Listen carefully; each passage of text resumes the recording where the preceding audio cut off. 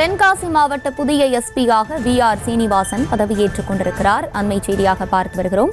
மேலும் விவரங்களோடு இணைகிறார் செய்தியாளர் மாரிமுத்து. வணக்கம். இது குறித்தான கூடுதல் விவரங்கள்.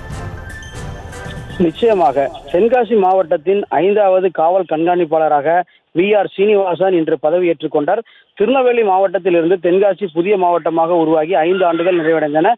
இந்த நிலையில் சென்னை மாநகரத்தின் அண்ணா நகர் பகுதியின் துணை காவல் கண்காணிப்பாளராக பணிபுரிந்த வி.ஆர். சீனிவாசன் தென்காசி மாவட்டத்தின் 5வது புதிய காவல் கண்காணிப்பாளராக தற்போது பதவியேற்றுக் கொண்டார். இதனைத் தொடர்ந்து அவர் தென்காசி மாவட்ட காவல் கண்காணிப்பாளர் அலுவலகத்தில் காவல்துறையின் மரியாதை ஏற்றுக்கொண்டதை தொடர்ந்து அலுவலக கோப்புகள் கையெழுத்திட்டு தென்காசி மாவட்டத்தின் காவல் கண்காணிப்பாளராக பதவியை ஏற்றுக்கொண்டார்.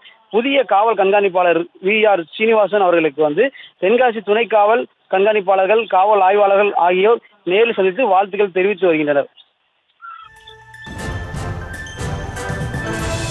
விவரங்களை வழங்கியமைக்கு நன்றி மாரிமுத்து. செய்திகளை உடனுக்குடனும் துல்லியமாகவும் தெரிந்து கொள்ள சப்ஸ்கிரைப் பண்ணுங்க.